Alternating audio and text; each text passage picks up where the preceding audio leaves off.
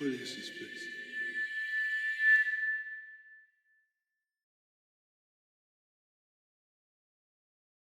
If I asked for you to think of a large Thomas Winroy set, what would you think of? Alright, good start. That also makes sense. That's a good one. Wait, that's not wooden. I said that isn't even.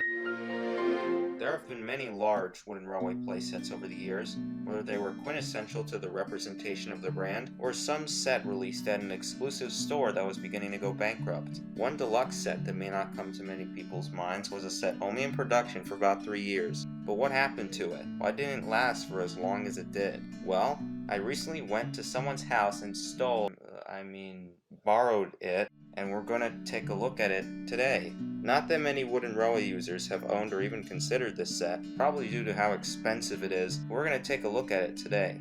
Welcome all, to the Deluxe Sights and Sounds set, filled with many sights to see, many sounds to hear, but unfortunately nothing to smell. Can you smell something? Nope. Ever since 2002, Learning Curve has been creating electronic destinations that were marketed to have sights and sounds. When bells clang and sirens sound, expect excitement ahead. These were all initially labeled as roadway adventures in the yearbook for 2002 and 2003, but the music carousel was an electronic destination, but it was placed in the destination section because it wasn't roadway. Well, why is the Brenham fishing dock here? Anyway, in 2004, once more destinations were released, such as the Deluxe Cranky, Deluxe Roundhouse, Sodor Scrub and Shine, the section was eventually turned into the Sights and Sounds section. Ooh, look, it's a connect the dots game. Let's connect the dots. Come on, just connect the dots. I said, let's connect the dots. Anyway, here's the Sights and Sounds set in the 2004 yearbook in its prototype form. Quite different from before. The only differences really are that the prototypes were used, you can see the old arch viaduct design there, and also the Deluxe Cranky is on the outside of the curve rather than the inside, and the track layout is slightly different in this area. This is my best guess of what it could have looked like. Putting a surface ramp here doesn't really make that much sense, because where's Thomas gonna go? I'm assuming that they needed more time to see how the sales would turn out for these new technology items for the Thomas Winroy line. And while these sets may cost you a buttload, it does to the company too. Apparently the set was sold for about $500 back in the day, and I could see why, considering the amount of engines, destinations, tracks, and that giant storage crate that it's all bundled with. If you were to buy everything separately, the entire set would have been worth $820?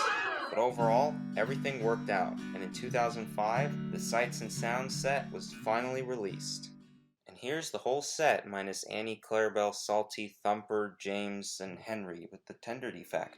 Sorry everyone, no catchcade mode here. And also I don't have the storage box for the set either, because it is giant. Like, how are you supposed to ship that to my house? You would need an entire Queen Mary 2 or something to ship that to my house. So if you want this storage box for yourself, unless you got a spare $143 for shipping, you'll have to get this in person. But anyway, with both roadway and traction rail in the set, there's quite the variety here. While a balance between roadway and traction rail was commonplace for many large sets released over the years, this set does an especially great job. There are many different destinations, tracks, trees, roads, signs, and other little trinkets that make this set really stand out. This set has an intricately laid out design with many different fun features and definitely many sights and sounds.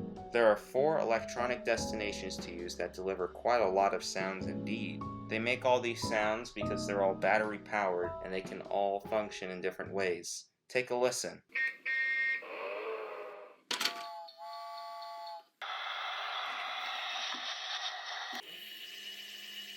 Anyway, it genuinely feels like a set that has constructed quite a good chunk of the island of Sodor, and it is always an accomplishment worthy of noting for these Thomas Winroy Deluxe sets. You could start your day off in the Deluxe Roundhouse, getting cleaned up with all the various tools like in the PBS Kids show. And then with just a press of a button, you're let out of your shed and the adventure begins. Take a spin on the turntable and find out what you want to do next. Come over to the Deluxe Cranky to ship the one and only crate of cargo around. I wonder what's in it. Go under the Nafford Bridge and through random track to a roadway intersection. Go over the arched viaducts while you wait, or watch the vehicles on the road go around the roadway track again and again and again, or go to a random buffer or a random surface ramp. There are two different sections of this roundhouse which branch off into a dead end. That's my only slight problem with the set, but it's merely just a nitpick, because I guess there wasn't much else to put in those sections, and I also think they wanted the playset to be shaped like a rectangle so that it could fit on play tables. Maybe a water tower could have been placed in that section. They did that for the Tidmouth Sheds Deluxe set anyway. But other than that, there are a surprising amount of destinations included in the set. But after all, this set is a deluxe set, much like the Tidmouth Sheds Deluxe set and the Lift and Load set, which both have a lot of destinations and track pieces too. But unlike those two sets, which were just a combination of a bunch of items sold separately, the Sights and Sounds set comes with one item that you can't find anywhere else. Where is it? Oh, there it is. The Roadway Nafford Covered Bridge. And the item is exactly what it sounds like. It may look like your average Nafford covered bridge until you turn around and look at the inside of it. There really aren't that many wooden railway bridges or tunnels that have both traction rail and a roadway version, so that's interesting. That's all there pretty much is to it. But here's a fun fact. In an advertisement featuring this set, they replaced the bridge with a 6-inch straight track piece. Which made me think, why didn't they just use a straight track piece? Why did they have to make a whole roadway Nafford covered bridge? I guess the designers thought the roadway needed just one more item for it to look important and for it to stand out, so they created the bridge. Anyways, comparing this set with the Lift and Load set and the Tidmouth Sheds Deluxe set, the Lift and Load set has 101 pieces, the Deluxe Roundhouse set has 100 pieces, and the Sights and Sound set only has 96 pieces. Or is it 97? And no, I'm not referring to the storage box, but an additional piece in the set. There's a different version of this set. Whether you buy it for yourself, or you buy the retail store version so you can demonstrate the set to your customers. And typically with these retailer display sets, they're typically the exact same set except with all the pieces glued down or maybe a sticker attached to the roundhouse. Well, the Sights and Sound set does things a little differently, and they add an additional piece to the set. Now, it's not a tree, it's not a track piece, it's not an extra cargo piece, it's not an extra engine, but a destination. This is the Sodor Signal Station number 9.